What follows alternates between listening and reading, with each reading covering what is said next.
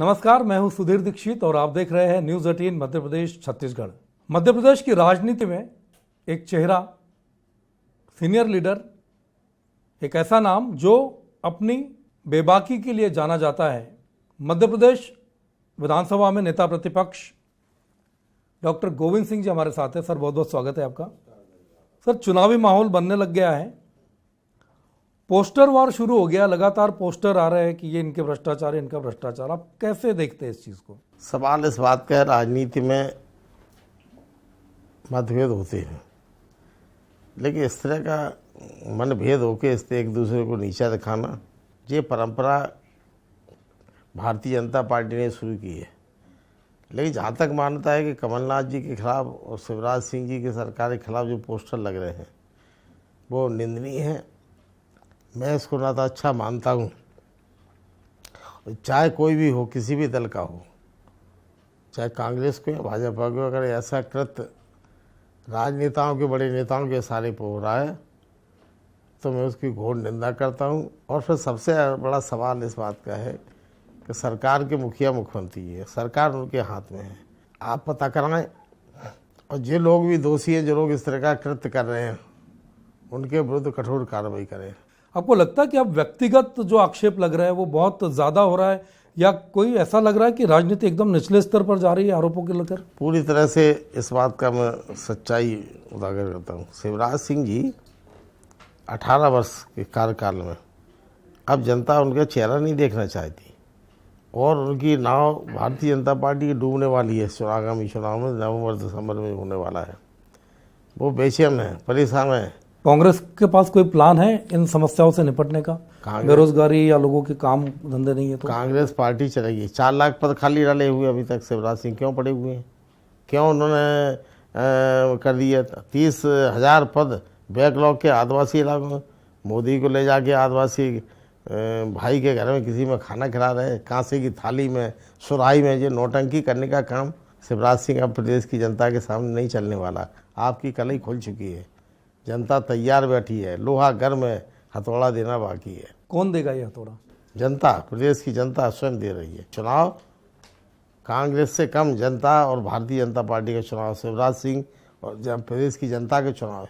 आदिवासियों को लेकर बातें तो होती है, लेकिन आदिवासियों के जो नेता है वो कहते हैं कि जमीनी स्तर पर हमको इतना फायदा नहीं मिलता, सिर्फ हमको राजनीति का विषय बना देते हैं पार्टी। नहीं, सवाल इसका है, अगर नहीं होता तो भारतीय आदिवासी भाइयों का व्यापक समर्थन कैसे मिलता? अनुसूचित जाति जनजाति को कांग्रेस पार्टी ने संविधान में व्यवस्था की, उनको बराबर का सम्मान दिया। दिग्विजय सिंह जी जब मुख्यमंत्री थे उन्होंने पेशा एक्ट बनाया ताकि आदिवासियों के पूरे अधिकार, वन अधिकार कानून वनों पर जो ऐसे दिया, मनमोहन सिंह जी ने दिया। कैसे कह सकते हैं हम आदिवासी भाइयों? बीजेपी कह रही कि पैसा तो हम लेकर आए, आदिवासी भाई बहनों को हमने अधिकार दिया। आप अगर पैसा एक्ट, तो एक्ट मेरे पास है, दिग्विजय सिंह ने पास किया, सरकार चली गई तो लागू नहीं कर पाए। आप 18 साल से क्या कर रहे थे? क्यों नहीं किया आपने पैसा एक्ट लागू? जबकि एक्ट तो पहले ही बना है, आपने नया कौन सा बना दिया? कोई एक्ट नहीं, केवल लागू करने का काम प्रचारित है, प्रचार किया। अगर पैसा एक्ट लागू कर दे तो 30,000 पद बैकलॉग के क्यों कहर पड़े? आदिवासी छात्रावासों में छात्रों को ड्रेस क्यों नहीं मिली? बच्चों को करीब 2 वर्ष से छात्रवृत्ति क्यों नहीं मिल रही? और पूरा का पूरा घोटाला जो 3,500-4 हज़ार करोड़ के आदिवासियों का पैसा सरकार के अधिकारी और नेताओं ने, भाजपा ने गबन करके लूट लिया और उसके दस्तावेज सतपुड़ा उसमें जलवा दिए, सबूत ही नष्ट कर दिए। इस तरह का कृत्य करेगी भाजपा, जो प्रदेश की जनता अब जो देख रही है। सतपुड़ा की आपने बात की, उसकी जांच कमेटी बैठी, जांच भी हुई, लेकिन बताया गया कि वो तो शॉर्ट सर्किट से या बिजली की वजह से कोई आग लगी। अच्छा, शॉर्ट सर्किट में लगी है। शॉर्ट सर्किट से आग लगी तीसरी मंजिल में। तीसरी मंजिल में सबसे कम नुकसान हुआ।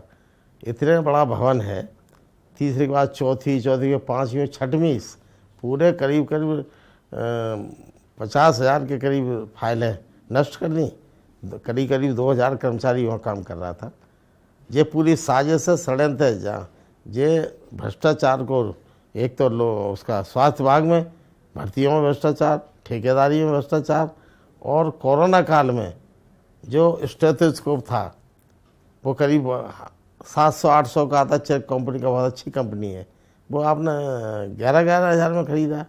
दवाइयाँ खरीदनी नर्सिंग घोटाले के माननीय ग्वालियर उच्च न्यायालय ने नर्सिंग घोटाले के CBI जांच कराई।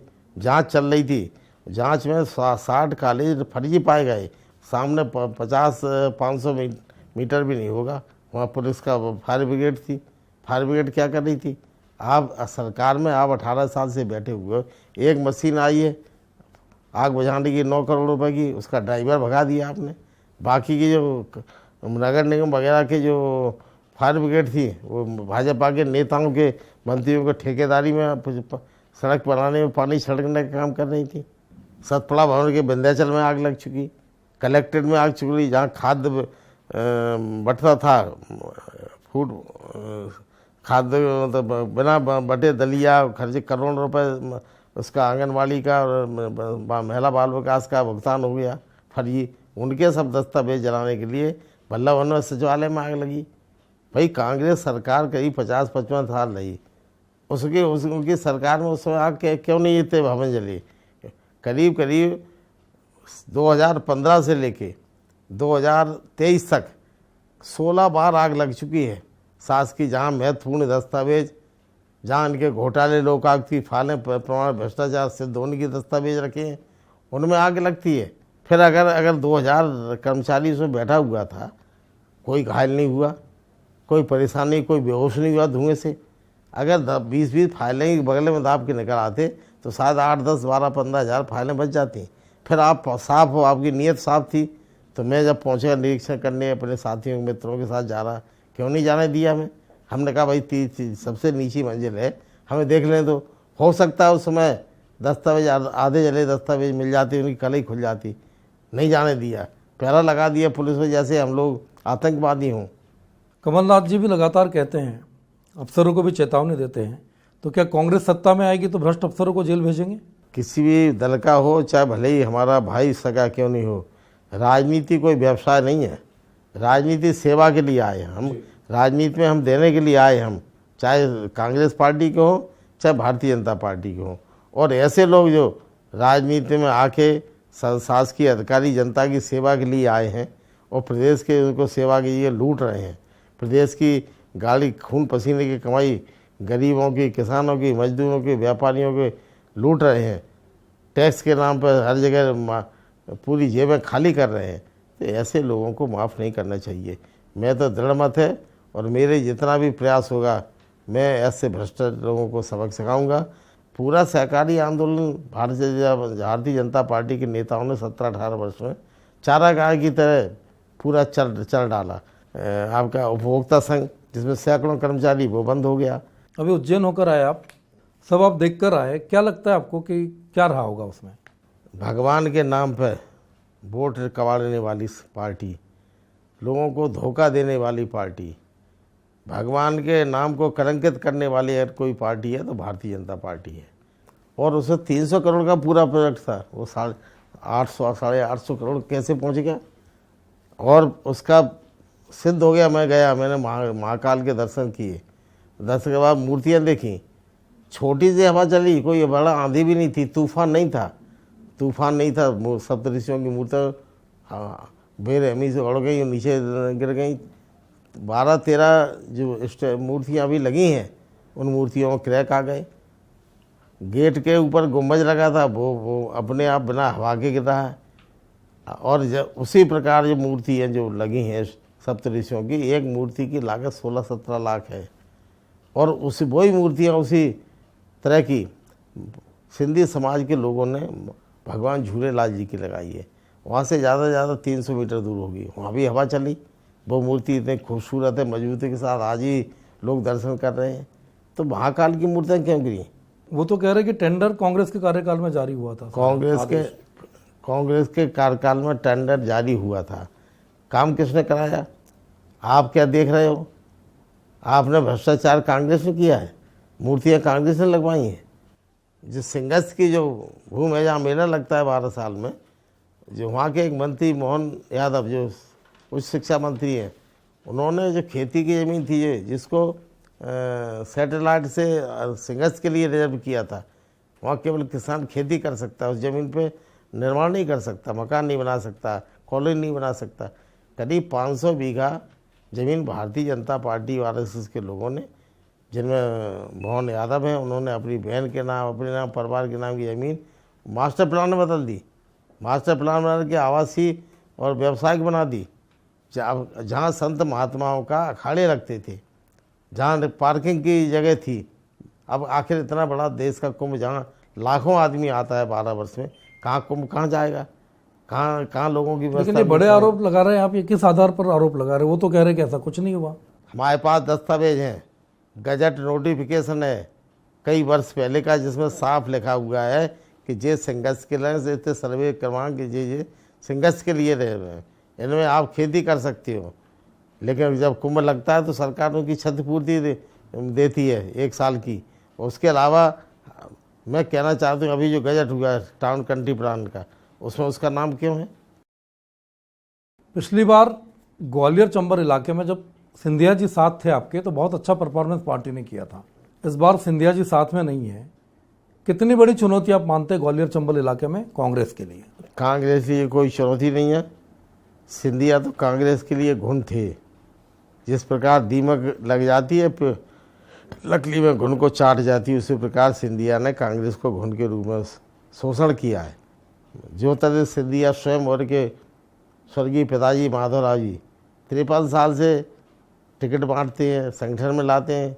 53 साल से नगर निगम क्यों हार रही थी? अगर आप इतने जनाधार थे, जहां आपका राज्य रहा है, आप अपनी जनता को अपना परिवार का मानते हो, 53 साल से क्यों हरवा रहे हो? अकेले सांसद आप क्यों बन रहे हो? बाकी 4 सीटों में आप 1 सीट नहीं जिता पाए अलग से। जो इनकी इच्छा के विरुद्ध टिकट मिल पार्टी दे देती तो उसको खुलेआम ओपन हरवा। कांग्रेस पार्टी के इतिहास में पहला एक ऐसा व्यक्ति था ज्योतिरादित्य सिंधिया, जो लगातार उसकी इच्छा से टिकट नहीं मिले तो ओपन भी पूरे संगठन को लगा के हरवाने का काम करता था। और फिर इतने अगर ताकतवर थे तो अपना जो सांसद प्रतिनिधि था KP यादव, उससे 1.25 लाख से कैसे हार गए? ये तो सिंधिया तो केवल ज़मीनों पर कब्जा करना और करने का काम जो सरकार सत्ता में थी उसके साथ घुस के लाभ लेता है, और अपने प्रभाव का उपयोग करके सरकार के जब सिंधिया जी के प्रभाव के सरकार में मंत्री बनते हैं तो राजस्व मंत्री वे अपनी इच्छा के अनुसार बनाते हैं, चाहे माधवराव सिंधिया हों, और लैंड रिकॉर्ड कमिश्नर वो अपना नियुक्त आते ग्वालियर में, पूरे दस्तावेज बनवा दिए। 20,000 करोड़ से अधिक की संपत्ति। इस तरह का कृत्य अगर कोई राजनेता करेगा तो ऐसे राजनेता निंदनीय है। और मेरा तो कांग्रेस में रहती हमेशा मतभेद रहा है, मैं इन चीज़ों को बर्दाश्त नहीं किया, हमेशा मुखालफत करता रहा। टिकट बंटवारे को लेकर सर्वे की बात सामने आती है। आप जैसे वरिष्ठ नेताओं की, दिग्विजय सिंह जैसे वरिष्ठ नेताओं की राय टिकट के बंटवारे में कितनी प्रभावी रहेगी, कितनी मायने रखेगी? अब सवाल जहाँ तक टिकट है, कमलनाथ जी ने भी स्पष्ट कहा है कि हम सबकी राय लेंगे, सबकी राय, स्थानीय कार्यकर्ताओं की राय से टिकट देंगे और सर्वे भी कराएंगे। सर्वे में भी जो नाम आएगा, और इसके अलावा राहुल गांधी जी हमारे नेता ने, उन्होंने भी अभी मीटिंग हुई थी पिछले महीने दिल्ली में वरिष्ठ नेताओं की, उसमें तय किया है किसी कार्यकर्ता के साथ अन्याय नहीं होगा, जो जनाधार वाला होगा उसका पूरा अवसर मिलेगा। तो अकेले कमलनाथ जी और केंद्रीय नेतृत्व दोनों सर्वे की जो मेल मिलेगा उस हिसाब से टिकट देंगे। तो लगता है प्रियंका गांधी मध्य प्रदेश के चुनाव में बड़ा चेहरा होगी, प्रियंका के चेहरे पर चुनाव लड़ेगी कांग्रेस? चेहरे तो सबके हो सकते होंगे, एक अकेला चेहरा नहीं होगा कि भाई अब राहुल गांधी भी बागडोर संभाल रहे, वो भी यहाँ आएंगे। तो सामूहिक लोग से नेतृत्व करके चुनाव लेंगे। प्रियंका जी 10 जुलाई के बाद फिर मध्य प्रदेश में अपना दौरा करने वाली हैं। उन्होंने कह दिया 10 जुलाई के बाद हम फिर मध्य प्रदेश में बड़े बड़े संभागों में आके जनता से मिलेंगे, बातचीत करेंगे। तो और राहुल गांधी जी पूरा देश का काम संभाल रहे हैं, वो भी मध्य प्रदेश में अछूते नहीं रहेंगे, वो भी मध्य प्रदेश में पूरी ताकत के साथ चुनाव में अपना अभियान चलाएंगे। एक फ़ोन कॉल आया था आपको कि सोनिया गांधी जी और राहुल गांधी जी आपसे मिलना चाहते हैं, बाद में वो फर्जी निकला, क्या था उसका, कहाँ पहुँची, कुछ पता चला? लगभग शायद 20 या 22 जून की बात है। हमारे पास करीब शाम को एक व्हाट्सएप कॉल आया, वो कहा कि भाई आपको गोविंद सिंह जी बोल रहे हैं। मैंने कहा तो आप मतलब राहुल गांधी जी और माननीय सोनिया जी ने आपको 24 जून को 10 जनपद में 10 बजे बुलाया है, आप उसमें पहुंचिए। तो मैंने कहा भाई इसमें आवाज़ क्लियर नहीं आ रही, आप तो व्हाट्सएप के अलावा सामान्य फोन पर बात करिए। तो बोलता है कि मैं भाई मेरे फ़ोन टैप हो रहे हैं इसलिए मैं उस पर बात नहीं कर सकता। इसके बाद मैंने राहुल गांधी जी के जो काम देखते हैं, उनके कनिष्ठ सिंह जी उनके सहयोगी बनके उनका काम कर रहे हैं, उनको वहाँ लगाया, उनका फ़ोन उस समय नहीं लगा।